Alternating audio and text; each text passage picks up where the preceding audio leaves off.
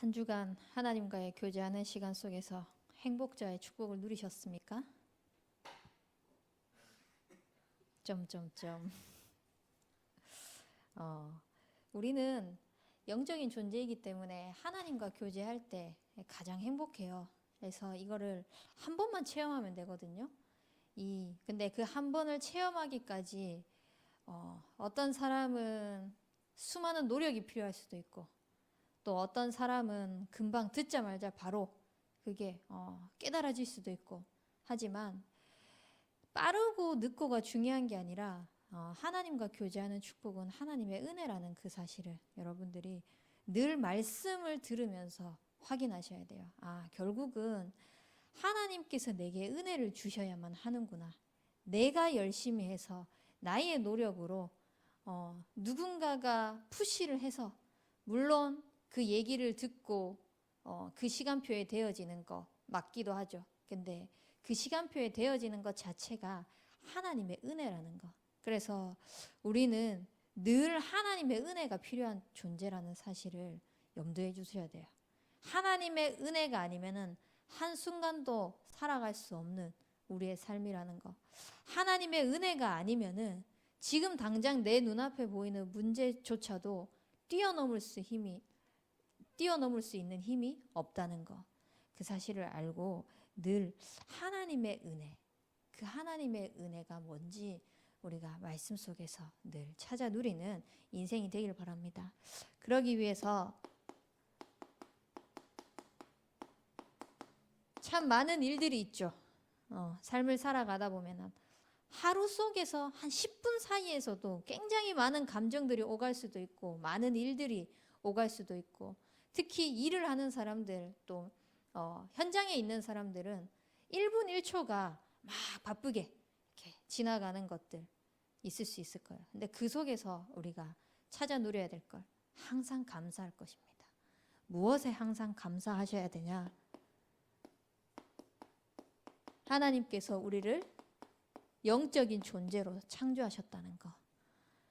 세상에 많은 피조물들을 하나님께서 말씀으로 창조하셨어요. 근데 우리를 개나 소나 돼지나 동물 또는 식물, 물, 하늘, 이러한 다른 피조물이 아니라 하나님과 소통할 수 있는 영적 존재로 창조하셨다는 거.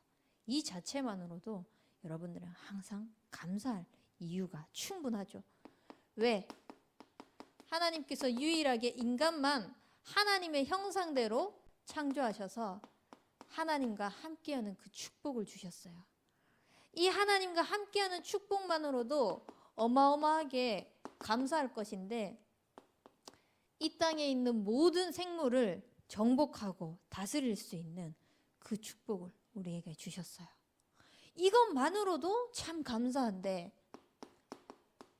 이 에덴에서 뻗어나오는 강줄기가 나의 삶을 통하여서 내 수준과 상관없이 하나님께서 나를 복의 근원으로 삼으셔서 뻗어나가게 하시겠다는 그 축복, 그런 영적인 존재로 우리를 창조하셨다는 거.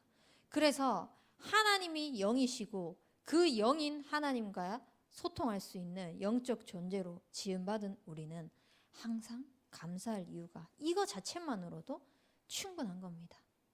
근데 어떻습니까? 하나님과 함께하고 모든 축복을 누려야 될 인간에게 원치 않게 영적인 문제가 찾아오게 됐죠. 선악을 알게 하는 나무의 열매를 먹지 말라. 그것을 먹는 날에는 네가 반드시 죽는다. 그랬음에도 불구하고 아니다. 네가 그것을 먹으면은 하나님과 같이 될 줄 하나님이 아신다. 그렇기 때문에 그거를 먹지 말고 만지지도 말라고 하신 것이다. 그 얘기를 듣자마자 내가 저걸 먹으면 하나님처럼 된다고? 그때부터 보암직도 하고 먹음직도 하고 지혜롭게 할 만큼 탐스럽기도 한 나무가 된 거예요. 그때 그것을 따먹고 자기와 함께 있는 남편에게도 주매 그도 먹은지라. 하나님과의 언약을 깨면서 하나님을 떠난 모든 인간은 하나님의 영광에 이르지 못하는 죄인으로 살 수밖에 없는 거예요. 그때부터 거짓의 아비인 사단에게 모든 속임수에 당하면서 도둑질하고 죽이고 멸망시키려 오는 그 사단임에도 불구하고 이 거짓의 아비가, 사단이 나의 아비가 되어가지고 모든 것을 당하면서 살 수밖에 없는 거예요. 영적인 축복을 다 놓치게 만든 거죠. 그러니까 그때부터 하나님과 교제하지 못하니까 내가 최고가 되는 거예요. 내가 모든 것을 다 누려야 되는 거예요. 그래서 다 나 중심으로 살 수밖에 없어요. 내한테 이득이 안 되면은 다 죽일 놈, 다 죽일 현장. 아무리 나쁜 짓이라 하더라도 내한테 이득이 되면은 좋은 거. 그런 식으로 뭐가 선이고 뭐가 악인지도 모르고 전부 다 나한테 이익이 되면 선이고 나한테 이익이 안 되면 악으로 치부해 버리는 거예요. 그러니까 영적인 축복을 영적인 존재로서 하나님과 영과 교제해야 되는데 영적인 그 교제하는 비밀을 다 놓쳐버렸잖아요. 그러니까 육신 중심으로 살 수밖에 없는 거예요. 육신의 것이 최고라고 생각하고 이거를 위하여서 채워나가기 위해서 성공을 향해서 끊임없이 달려가잖아요. 내 커리어들 쌓으면 되는 줄 알고 심지어는 하나님 자녀임에도 불구하고 이 영적인 존재의 축복을 누리지 못하면서 다 세상 것들 따라가고 있는 거예요. 세상 것을 위하여서 복음을 이용하고 있는 거예요. 복음이 필요한 거예요. 내 성공을 위해서, 내 육신적인 것을 채워지기 위해서. 근데 진짜 양심적으로 혼자 하나님 앞에 딱 질문했을 때 내 생각이 얼마나 진짜 더러운 것으로 가득 찼는지 보이게 하시더라고요. 하나님이 필요하다고 얘기를 했지만 정작 나는 이 성공을 향하여서 나아가기 위해서 말씀이 주어져야만 했던 인생. 하나님의 그 함께하는 영적 존재를 축복을 누리지 못하니까 복음을 받고도 그냥 영적 문제에 그대로 잡혀가지고 사단이 올가매고 있는 12가지의 문제에 꽉 잡혀가지고 그렇게 세상을 향해서 쫓아갈 수밖에 없는 거야. 그러니까 나에게 있어서 복음은 복음이 아니라 종교가 되는 거예요. 내가 필요한 거, 내가 원하는 거, 내가 앞으로 나아가야 될 그 목표와 방향 때문에 기도하게 되고 우리 가족 위해서 기도하게 되고 나의 성공을 위하여서 기도하게 되고 복음 가진 사람도 그렇게 기도하는데 세상 사람들은 오죽할까요?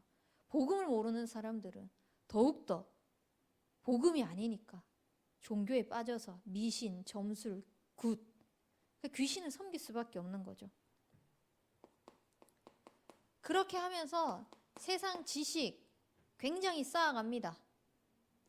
세상의 과학, 이론적인 거 가지고 이해가 될 만한 것들 가지고 굉장히 합리적으로 얘기를 하면서 얘기해요. 어떻게 홍해가 갈라지냐? 말이 되냐? 이게 과학적으로 말이 안 된다. 과학적으로 어떻게 처녀가 잉태하여 아들을 낳을 수 있냐?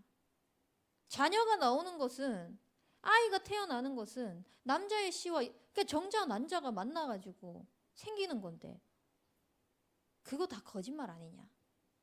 사실 이론적인 걸로 과학적인 것으로 지금 세상에 나온 것으로 봤을 때는 말도 안 되는 것들 그렇게 합리적으로 이성적으로 그러니까 신학에서도 이성신학이 나오는 거예요. 성경의 내용이 이성적으로 안 맞는 건 다 틀렸다고 얘기를 하고 있는 거예요. 신학자들이 그거를 이야기를 하고 있는 그런 시대가 오고 있다는 겁니다.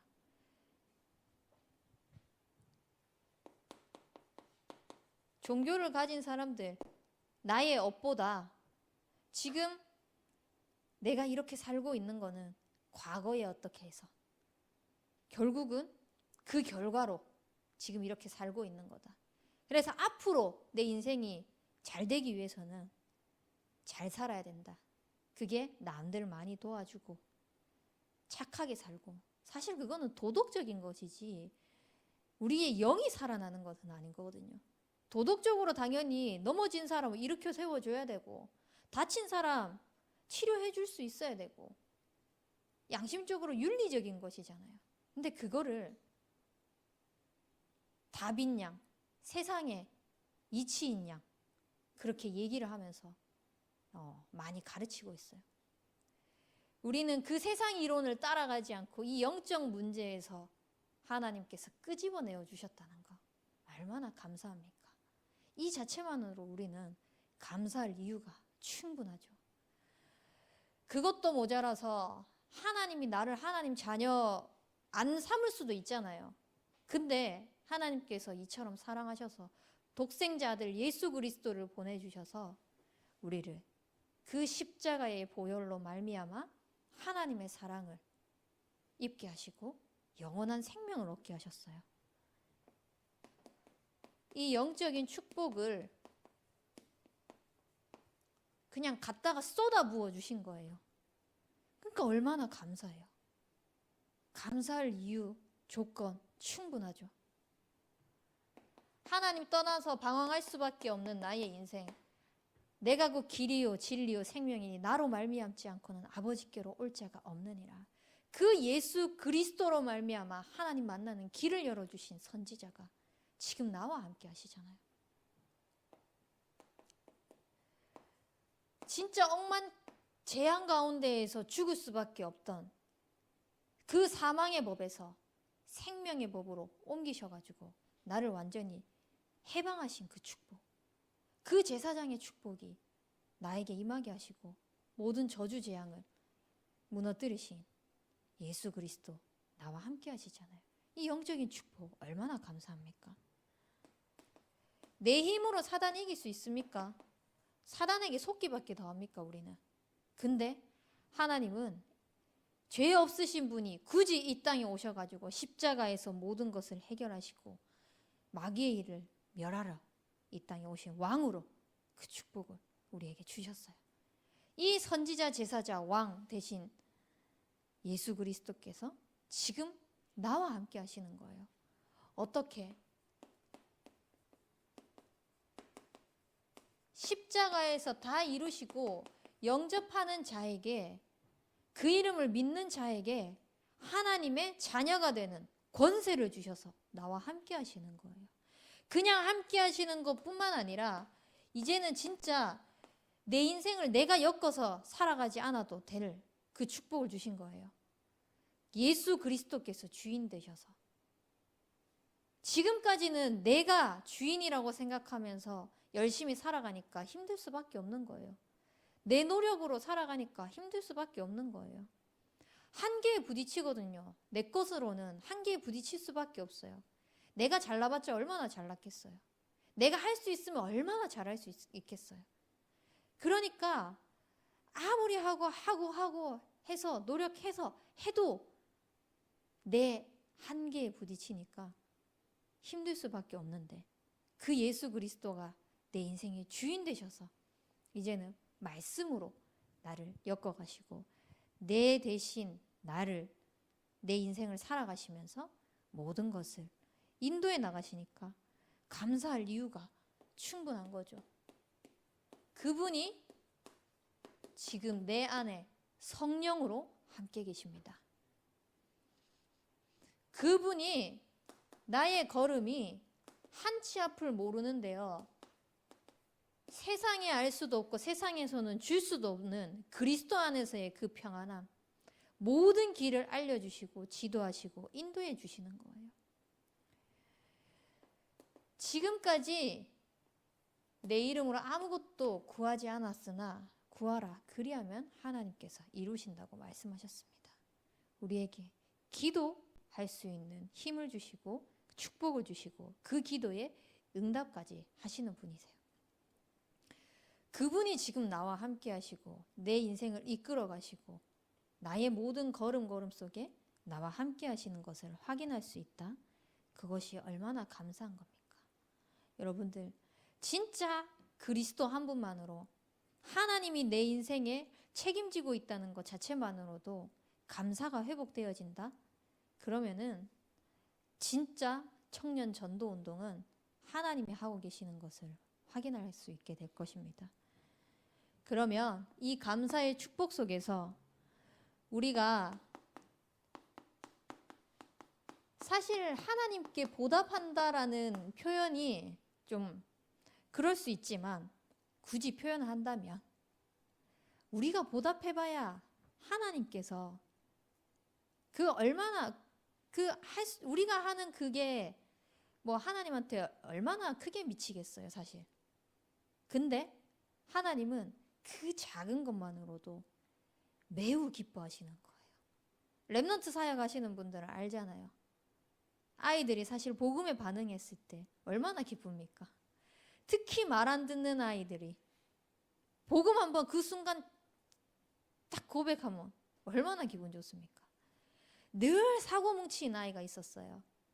쟤는 나중에 커서 뭐가 될까? 쟤는 도대체 누가 감당할 수 있을까? 그런 아이가 있었어요. 근데 저는 그 아이가 품어지더라고요. 기도가 되어지더라고요. 늘 안아주고 늘 사랑한다는 말 해주고 너는 하나님의 자녀다. 하나님이 너와 함께 하신다. 늘 축복해줬어요. 아이 볼 때마다. 내가 하나님만큼은 아니지만 나도 널 사랑한다. 늘 그 아이 볼 때마다 얘기를 해줬어요.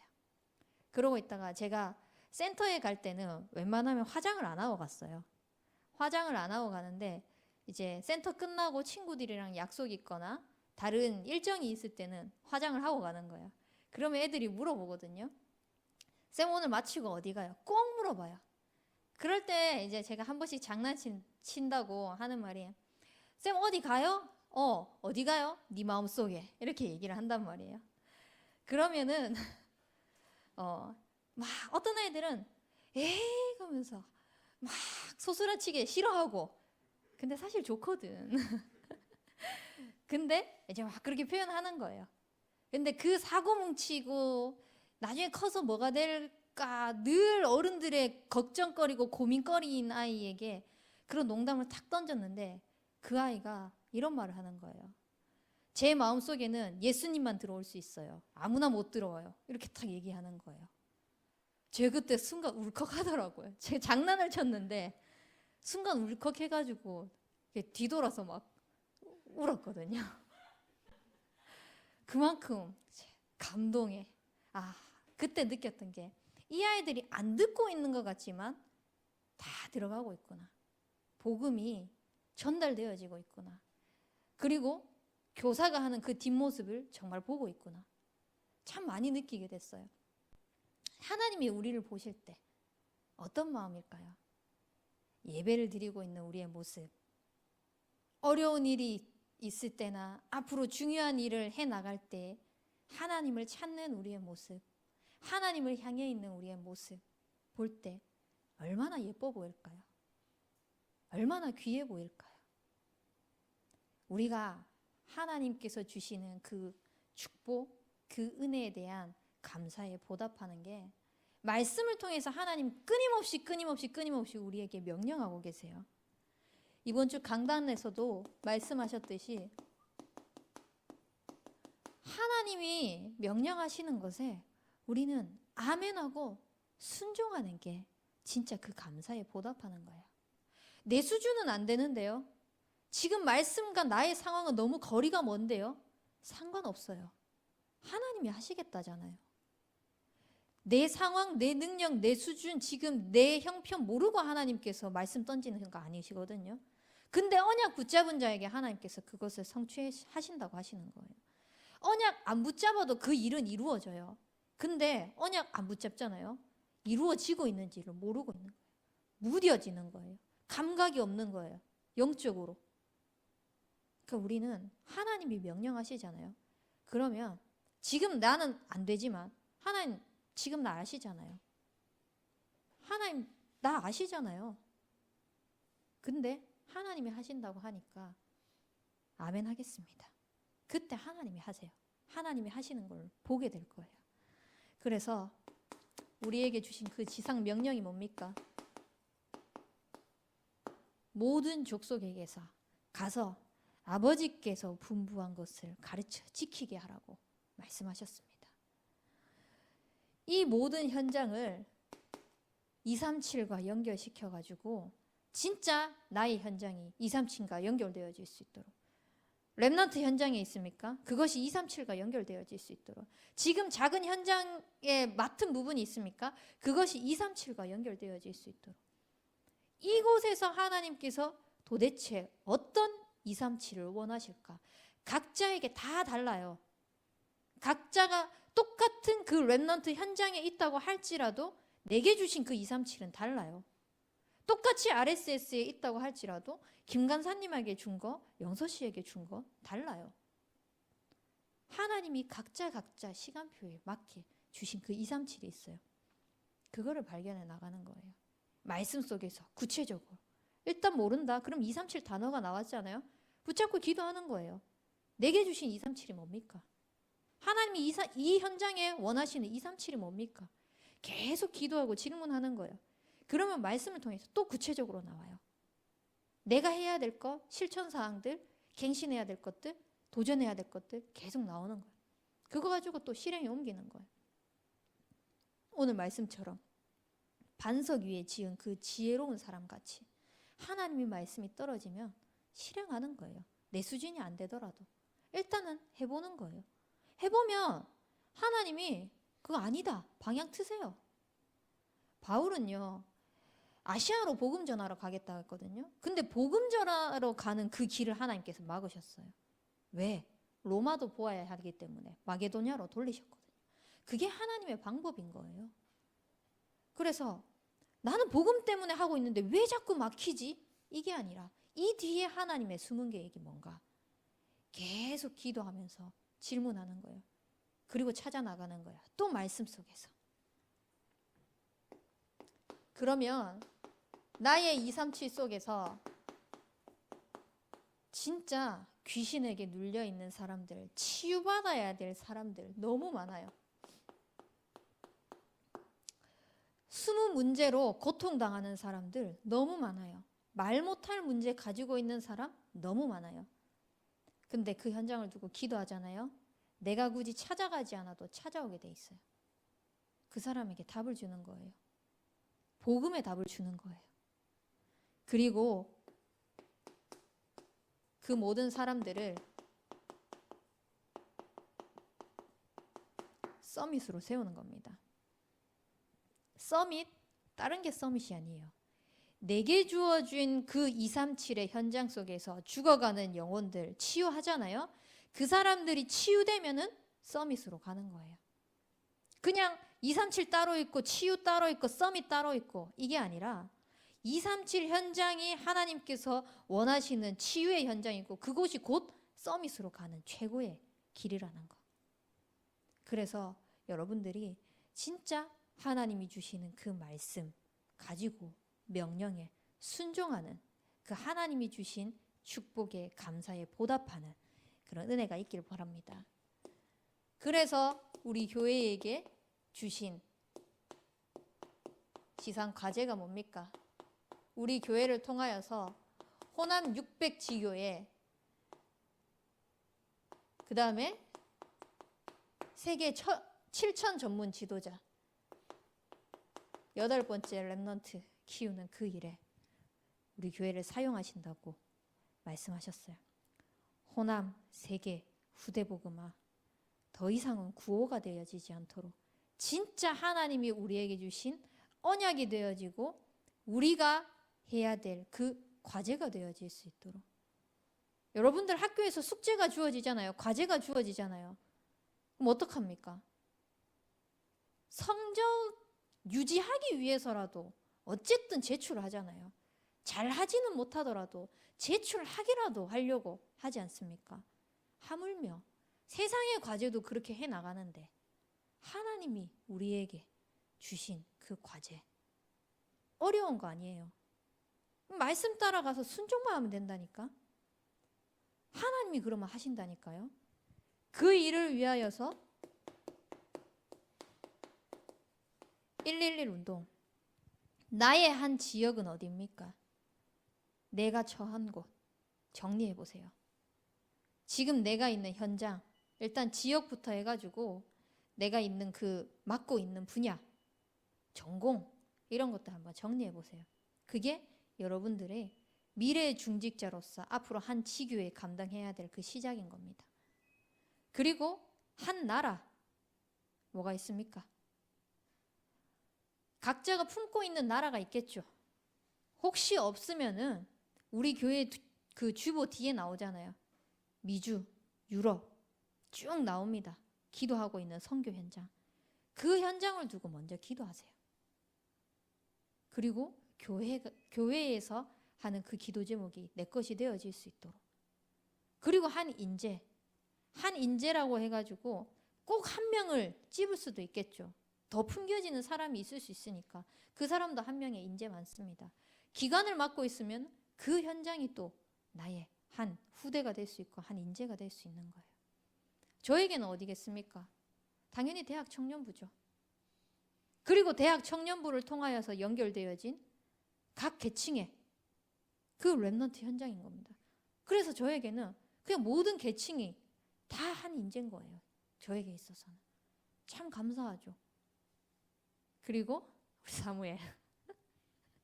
네. 한 인재죠. 그래서 여러분들이 하나님께서 주신 이 과제가 그냥 하고 끝나고 제출하는 그게 아니라 교회로부터 주어진 기도 제목이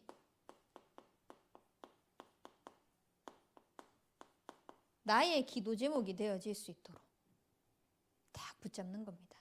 이것이 여러분들이 하나님께서 주신 그 감사에 보답하는 거예요.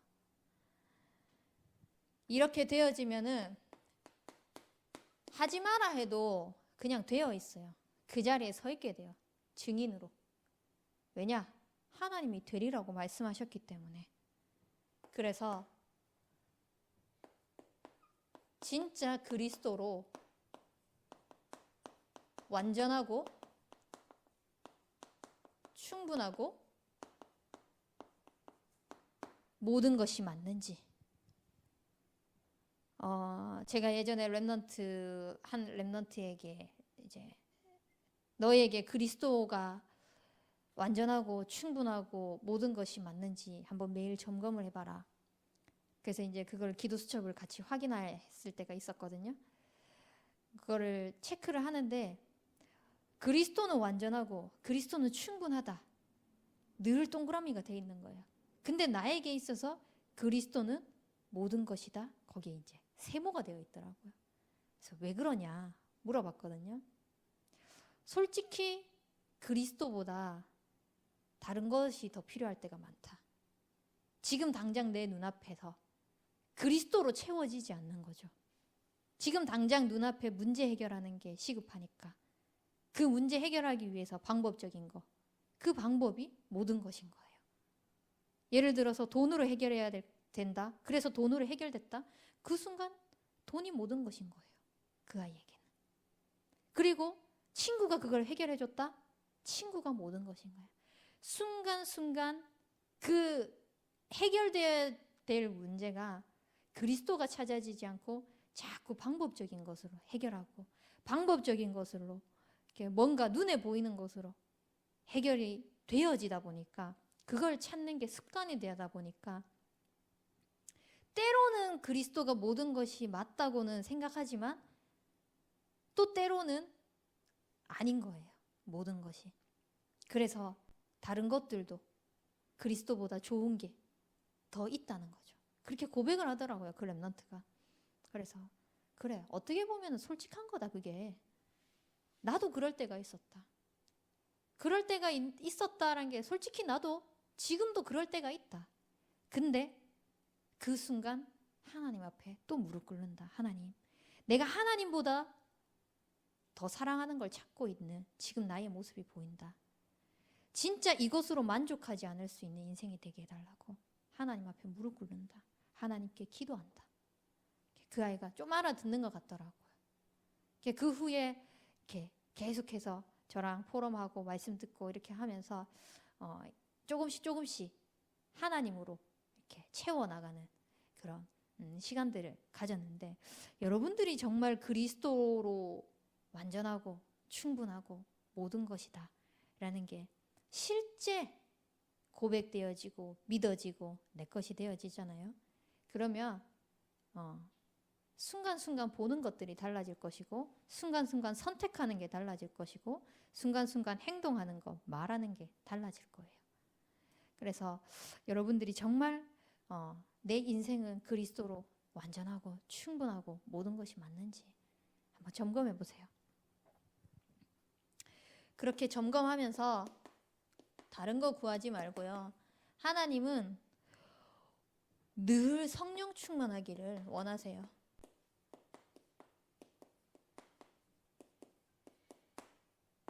우리의 삶에 다른 것으로 채워나가기를 원하시는 것이 아니라 오직 성령이 너희에게 임할 때 땅끝까지 이르러 증인이 되리라고 말씀하셨거든요. 그 성령과 능력이 나의 삶 속에 임해졌을 때 내가 있는 그 모든 현장에 선한 일을 행하고 마귀에 눌린 모든 사람을 고치는 일에 하나님이 함께 하시는 것을 누릴 수 있고 확인할 수 있는 거예요. 이게 되어지잖아요. 그러면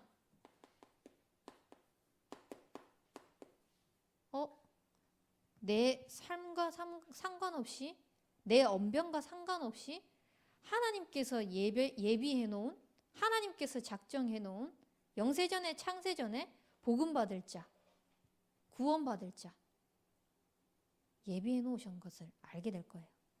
그리고 확인하게 될 거예요. 진짜 하나님이 하셨다는 것을. 그래서 여러분들이 하나님께서 그 명령하신 것에 순종하고 하나님께서 우리에게 주신 그 과제에 조금씩 내가 할 수 있는 것들을 찾아 누리면서 해나가는 거예요. 도전해 나가는 거예요. 그래서 하나님이 나를 증인으로 세워나가시는 것에 그 축복의 증인으로 다 서게 된다면은 우리는 하나님이 주신 은혜와 축복 거기에 조금이나마 보답하는 인생. 우리는 조금이지만 하나님께서는 하늘의 큰 영광으로 모든 것들을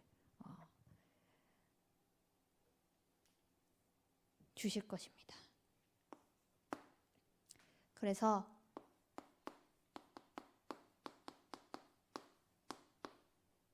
딴 거 하지 말고 그릇 준비하세요.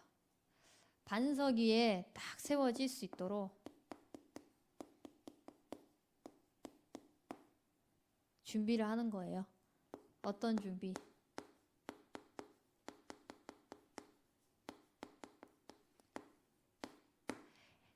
해도 되고 안 해도 되고가 아니라 반드시 해야 된다 생각하세요. 말씀 정리. 말씀 정리가 딴 게 아니라 그냥 여러분들 강단에서 대청부에서 주어진 말씀 있죠. 그 말씀을 여기서 적잖아요. 적은 것에서 끝내지 말고 집에 가서 다시 한번 정리해 보세요. 내게 주신 말씀이 뭔가. 반드시 가져보세요. 그래서 내게 주신 그 하나님의 음성을 찾는 시간 반드시 가지셔야 돼요. 사실 지금까지 안 해왔기 때문에 힘들 수 있어요. 근데 그런 마음을 가지세요. 안 하면 죽는다. 난 진짜 이거 안 하면 죽는다 싶을 정도로 한번 해보세요. 저는 반드시 하거든요. 말씀 듣잖아요. 집에 가서 정리해요. 노트에다가 따로, 노트북에다가 썼던 것도 노트에 따로, 노트에 적었던 것도 다시 노트에 따로 정리를 합니다. 정리를 해서 내게 주신 그 말씀 밑줄 긋고 또 빨간 거 필요한 것들 또 거기서 하나님께서 제게 주신 아이디어가 있으면 밑에다가 또 샵 해가지고 적을 거 적고 이런 식으로 정리를 해요. 수요 예배 마찬가지입니다. 금요 예배 요즘에는 금요 예배는 좀 너무 시간이 늦어가지고 잘 안 하고 있긴 한데 네, 어쨌든 말씀을 들으면 그 말씀을 반드시 정리하는 시간을 꼭 가져요. 그리고 그 정리한 말씀을 가지고 매일 묵상해요. 매일. 그게 사모늘을 하고 안 하고 그 차원이 아니라 일단 말씀이 내게 있어야지. 하루를 살아가는 동안에 내 인생의 방향이 되어지는 말씀이 하루 없다. 그냥 멋대로 살아갈 수밖에 없는 거예요. 하나님이 내게 주신 이 축복이 있는데 나를 정확하게 말씀으로 인도해 나가시고 성령으로 나를 이끌어 가시는데, 물론 은혜로는 살아가죠. 구원받았으니까. 근데 내가 어떻게 살고 있는지를 몰라요. 그래서 말씀 정리하는 시간 반드시 가지세요. 그리고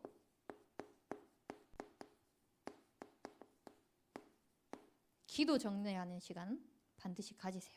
이 기도를 정리할 때 처음에는 제가 기도 제목을 한 몇십 가지, 몇백까지는 아니고 거의 100가지 가까운 기도 제목을 그냥 사소한 것부터 쫙 썼어요. 나에겐 지금 차가 필요하다, 이런 것까지도 되게 사소한 거잖아요. 다 썼어요. 1번 뭐, 2번 뭐, 이렇게 해서 쫙 썼어요. 근데 그 뒤에 그냥 쓴 것에 끝나는 게 아니라 하나님께서 언제 어떤 말씀을 가지고 응답하셨는 것까지 제가 썼었거든요. 그 뒤에다가 썼는데, 응답받은 것들을 체크를 해봤는데 내가 필요한 거 하나도 응답이 안 됐어요. 진짜. 그게 육신적인 것든 뭐 다른 어떤 것이든, 심지어 뭐 영적인 것이라고 포장해놓고 제가 기도 제목을 썼는 것도 있을 수 있잖아요. 그것조차 응답이 하나도 안 됐었어요. 근데 체크를 해보니까 하나님이 필요한 거, 육신적인 것이라도 하나님이 지금 사역에 필요한 거, 하나님께서 지금 시간표에 필요한 거 정확하게 말씀을 통하여서 응답을 다 해주셨더라고요. 그걸 보면서 제가 썼던 그 기도 제목 중에 내 욕심을 채우기 위해서, 지금 내가 당장에 필요하기 위해서 썼던 것들을 다 하나하나씩 지우기 시작했어요. 기도가 정리되어지더라고요. 어떤 정리를 하냐? 여러분들 기도 정리하실 때 내가 필요한 건지 하나님께서 필요로 하시는 건지 이거를 점검해 보는 거예요. 당장에는 내가 쓸 때 기도 제목으로 막 기도를 할 때 이건 하나님이 필요할 거야 라고 기도하는 것도 있을 수 있거든요. 근데 기도하다 보면은 하나님이 원하시는 게 아니었을 수도 있는 거예요. 계속 점검해 나가면서 정리해 나가는 거예요. 그리고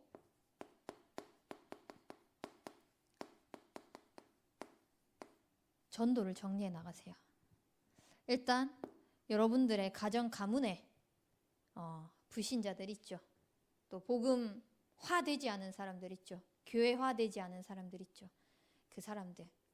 그리고 여러분들 스케줄, 그 속에서 만남, 현장,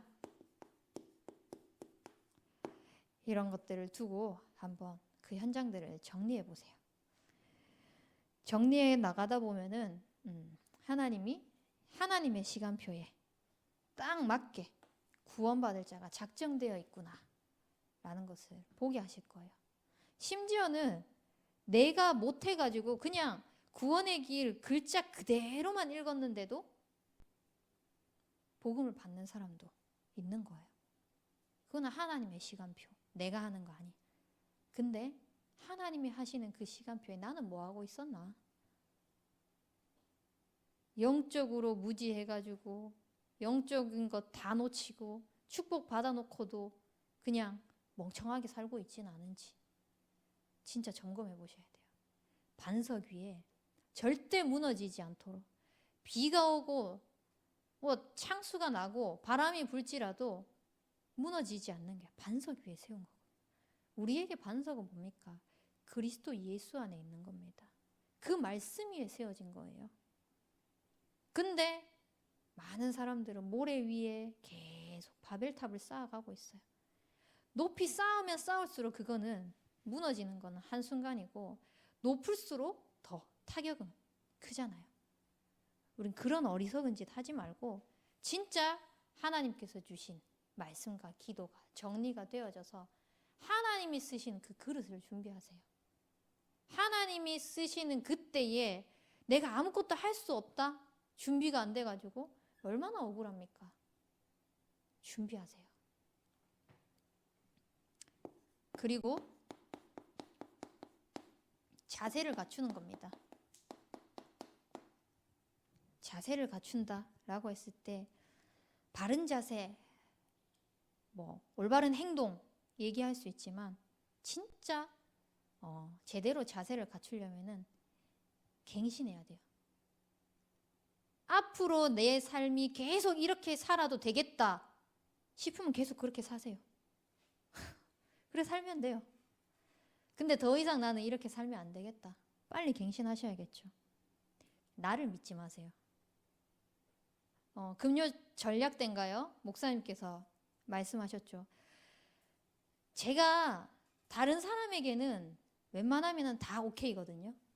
사람들이 실수하는 거나 사람들이 뭐 이렇게 안 좋은 행동을 하거나 이렇게 했을 때 웬만하면 오케이, 괜찮아, 다 되는데, 실수하는 것도 괜찮아, 다 되는데 제 스스로에게 그게 용납이 안 되는 거예요. 너무너무 싫은 거예요. 사실 지금도 이제 사무엘이 있다 보니까 제가 제 의지만큼 몸이 따라주지 않아요. 너무 신기하더라고요. 뭐 잠자고 일어나는 것조차도, 심지어 잠드는 것조차도 자다가 막 속이 아파서 깰 정도니까 그렇게 하는데 몸이 힘들다 보니까 자꾸 누워있게 되고 사람이 무기력해지고 이렇게 되는 거예요. 그런 제 모습이 너무 싫은 거예요. 그래서 막 괴롭히고 싶은 거죠, 제 스스로를. 근데 내려놓고 했어요. 지금의 시간표에서 하나님과 함께하는, 이 속에서도 하나님과 교제하는 비밀을 통하여서 힘을 얻는 거. 물론 내가 으쌰으쌰 해가지고 내 옛날 기질을 끌고 와가지고 할 수 있겠죠. 근데 그거는 내가 하는 거잖아요. 그렇게 안 하고 진짜 하나님이 주시는 걸로 하려고. 그랬을 때 이번 주 강단 말씀을 쫙 묵상하는데요. 진짜 모든 것을 하나님께 맡기고 하나님께 의지하고 하나님의 말씀 따라갔을 때 절대 흔들리지 않고 그것이 가장 안전하고 여호와로 복을 딱 삼을 때 그게 최고라고 이렇게 말씀하시는데, 그래, 다른 것이 아니라 여호와가 내게 복인데, 여호와만 나에게 복인데, 이분과 교제할 수 있는 성도의 축복을 주시는 게 얼마나 감사한지. 그러니까 흔들리지 않을 수 있는 거예요. 안전하다는 게 진짜 믿어지는 거예요. 그분으로 말미암아. 감사하더라고요. 그래서 여러분들 진짜 하나님의 말씀 속에서 계속 갱신할 것들을 찾아 나가셔야 돼요. 내 의지, 내 노력으로 하는 것이 아니라. 그러려면 어떻게 해야 됩니까? 하나님의 말씀 속에서 찾아 나가야 되기 때문에 예배 갱신하셔야 되겠죠. 예배 드릴 때 방해 요소가 있습니까? 차단시키세요. 처음에 저는 스마트폰이 나왔을 때 솔직히 예배 드리다가 막 연락이 오고 이렇게 하면 자꾸 확인하게 되는 거예요. 그래서 그냥 예배 드릴 때 사무실에 아예 놔두고 가버렸어요. 다른 데다가 그냥 아예 놔두고 가버리거나 아니면 핸드폰을 그냥 꺼버리거나. 제 나름대로의 예배를 갱신하는 방법이었어요. 그리고 예배 시간에 졸리는 거예요. 당연하죠. 밤늦게 잤으니까. 그러니까 그 전날에 내가 다른 걸 하지 않겠다. 잘 안 되지만 계속 그걸 도전해 나가는 거예요. 갱신하려고.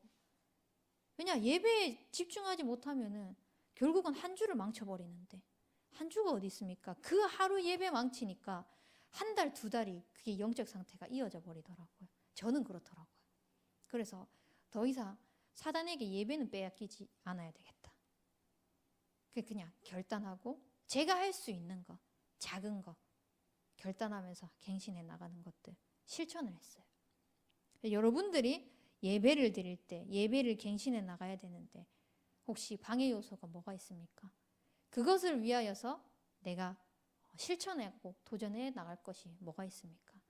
찾아 나가세요. 그리고 실천해 나가세요. 도전해 나가세요.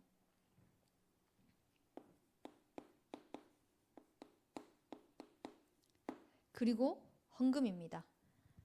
사실 강단에서 헌금 부분을 얘기를 하는 건 굉장히 조심스러워요. 왜냐?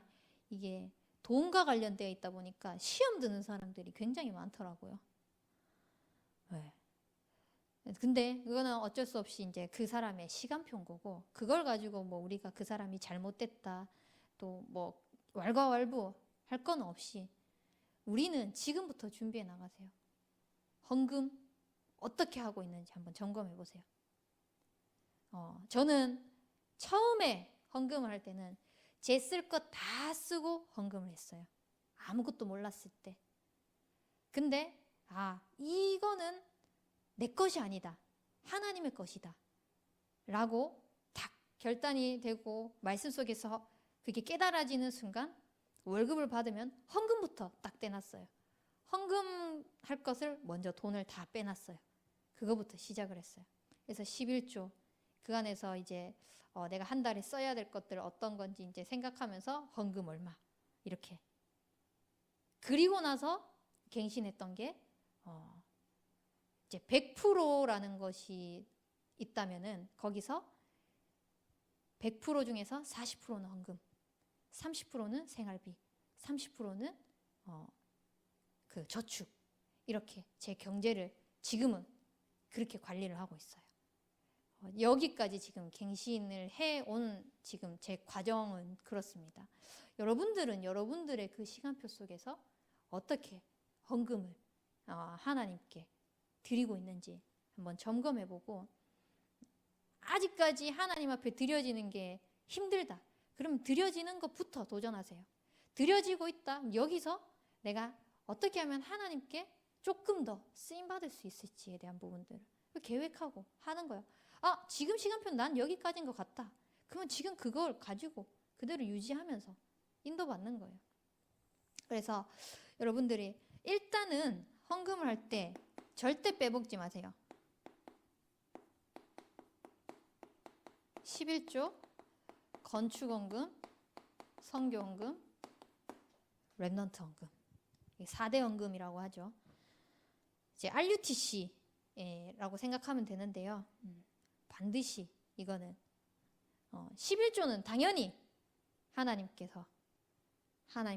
드려야 되는 거고요. 이 속에서 우리 교회를 두고 기도하면서, 또 세계 현장을 두고 기도하면서, 또 렘넌트를 두고 기도하면서. 이 보세요.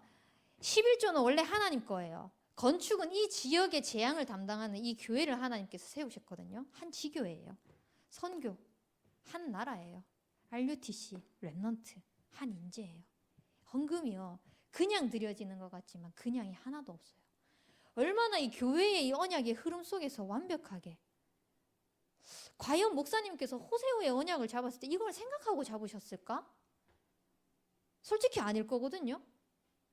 근데 영적인 흐름으로 이렇게 재해석해 보면 다 연결되어지는 거예요. 전 이런 거 찾는 거 좋아하거든요. 말씀 묵상하면서. 그래서 말씀 묵상하는 거 되게 좋아해요. 묵상을 하면 연결되어져 가지고 하나님께서 그런 영적인 지혜들을 막 주는데, 그게 풍성하게 누려지는 게 그냥 끝이 없는 거예요. 얼마만큼 이게 없는 거예요. 하나님이, 왜냐? 말씀은 살아있고 운동력이 있어서 계속해서 흘러가거든요. 근데 그 흐름 속에서 과거에 있었던 것 같지만 그게 지금 그대로 하나님께서 역사하고 계시고 너무 신기한 거예요.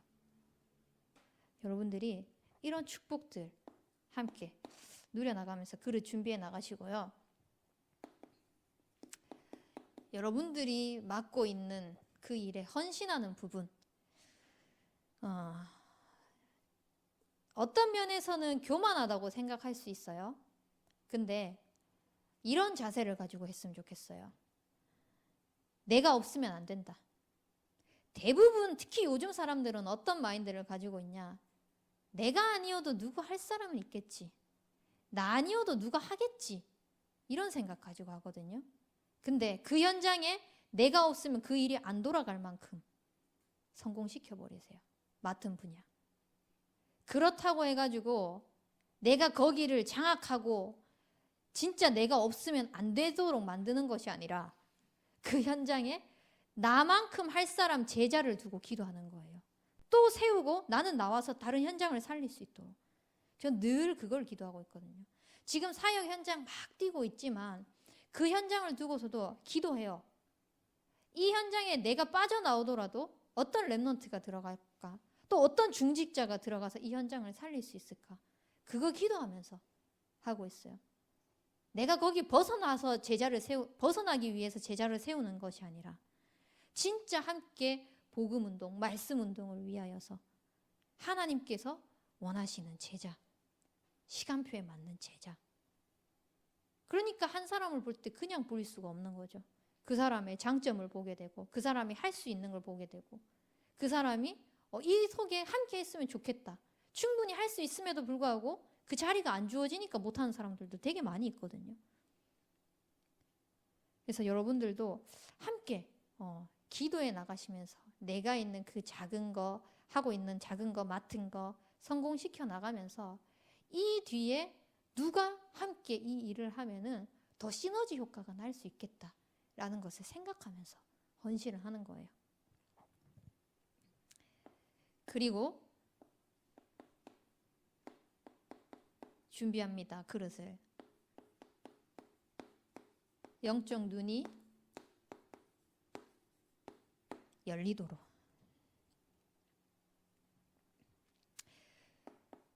지금 여러분들이 있는 현장, 내가 있는 이곳, 아무것도 아닌 것 같죠? 내가 처한 그 일들, 아무것도 아닌 것 같죠? 그게 세계복음화의 시작입니다. 저는 제 가정 환경이 정말 싫었어요. 아버지가 일찍 돌아가시고 가난하게 힘들게 그렇게 살고 다른 사람들이 우리 집을 봤을 때 치근하게 바라보는 그 눈빛, 그거조차도 저는 너무 싫었어요. 그러다 보니까 제가 독해질 수밖에 없더라고요. 더 강해져야 되겠다라는 생각이 많이 들었어요. 그렇게 늘 불평하고 원망하고 힘들게 나 자신을 괴롭히면서 그렇게 살아갔었는데요. 어느 날 복음을 하나님께서 깨닫게 하신 그 은혜의 축복 속에서 나의 과거는 그냥 허락하신 것이 아니다. 분명히 진짜 그 순금같이 단련된 후에 하나님께서 나아오게 하실 것인데 왜 허락하셨나? 그것이 다른 사람을 구원하기 위하여서, 살리기 위해서 먼저 보낸 거다.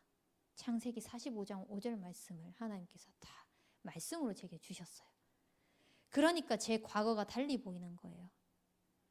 시대의 문제들이, 후대의 문제들이 보이는데 가정 문제로 또 어려운 환경 속에서 자라고 있는 아이들이 너무 많이 보이는 거예요.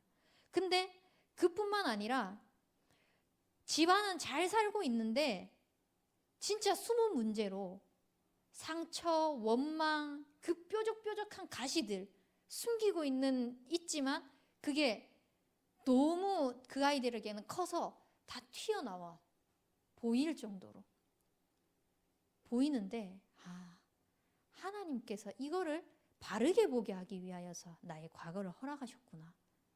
이 아이들 살리는 거 하나님이 원하시니까 나를 먼저 겪게 하셨구나. 그리고 감사하게 복음으로 그걸 재해석되도록 하셨구나. 랩넌트가 달리 보였어요. 후대가 달리 보였어요. 현장이 달리 보였어요. 그렇게 되니까 당연히 제 과거가 감사한 거예요. 오히려 아버지 일찍 돌아가신 게 전 감사하더라고요.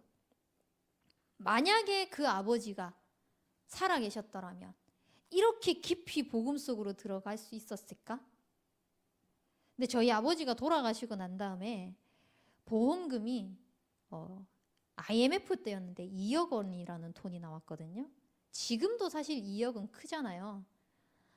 근데 그 당시에 벌써 20년 전이잖아요. 25년 전이죠. 그때에 2억 원이라는 보상이 나왔어요. 근데 저희 친척 중에 그거를 저희 엄마가 그때 31살이었거든요. 저보다 어린 나이였어요. 이제 엄마가 세상 물정 모르고 이러니까 맡아주겠다. 그렇게 하면서 이제 그 돈을 다 날린 거예요. 결국은. 옛날에는 그걸 들었을 때 진짜 원망스러웠어요. 분노가 쌓이더라고요. 왜냐? 저는 그것도 모르고 그 돈을 가지고 살았던 그 사람이 그랜저 최신형 나왔던 그 당시에 저는 전동 이 의자 움직이는 거 되게 신기하다면서 우와 우리 할아버지 정말 잘 산다 이렇게 생각하면서 부러워했었거든요. 근데 알고 보니까 그게 다 우리 돈이었던 거예요. 분노가 치밀어 올랐었어요. 근데 복음을 하나님께서 재해석을 다 하게 하시는데 그 돈 없었던 게 참 감사하다는 생각이 들었던 거예요.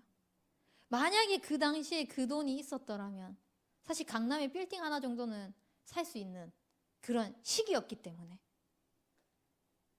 만약에 그 돈을 가지고 있었더라면 없어도 나는 나 자신을 믿고 살았던 사람인데 그게 쌓이고 쌓여서 투자해가지고 만약에 많은 것들이 있었다면 얼마나 더 하나님을 멸시하고 지금 하나님을 욕하고 있는 사람처럼 살고 있지는 않을까 그런 생각이 들더라고요.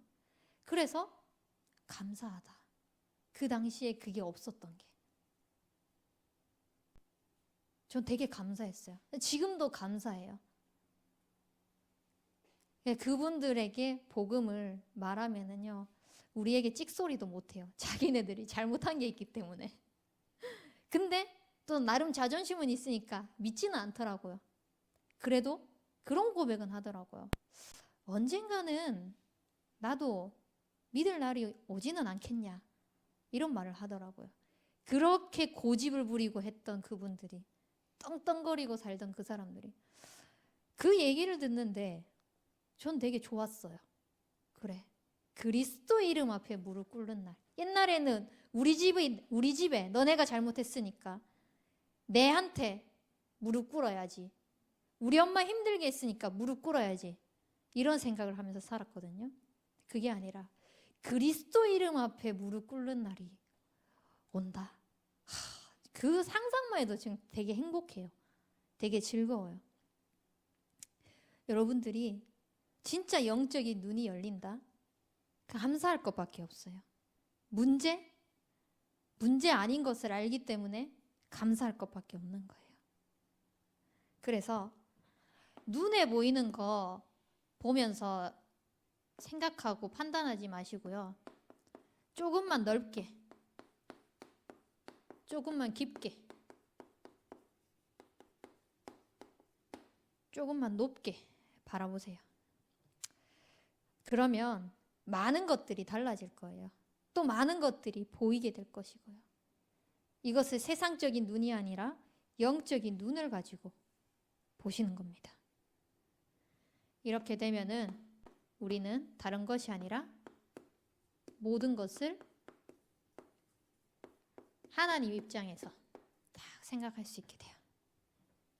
진짜 하나님 입장에서 이게 맞는 거구나. 하나님 입장에서 보니까 이게 최고의 방법이구나. 영적인 눈이 열리는 거죠. 그래서 결론적으로 렘넌트 7명이 현장에 필요로 한 사람이 되었던 것처럼 진짜 청년 전도 운동의 시대에 여러분들을 하나님께서 부르셨어요. 현장과 시대는 지금 영적인 전쟁터잖아요. 이 시대에 여러분들을 부르셨다. 굉장한 거예요. 그래서 반드시 점검해 봐야 될 거. 나는 집중의 포인트를 어디에 두고 있는가? 제가 수련회 2강 때 결론에 멈추라는 말을 했잖아요. 멈추는 시간을 가지고 나는 집중의 포인트를 어디에 두고 있는가? 나의 상처에 두고 있는가? 나의 과거에 두고 있는가? 지금 눈앞에 현실에 두고 있는가? 문제에 두고 있는가? 하나님의 말씀에 두고 있는가? 여러분들의 집중의 포인트가 하나님의 말씀을 통하여서 모든 것이 흘러나올 수 있도록 그런 증인들이 되길 바랍니다. 우리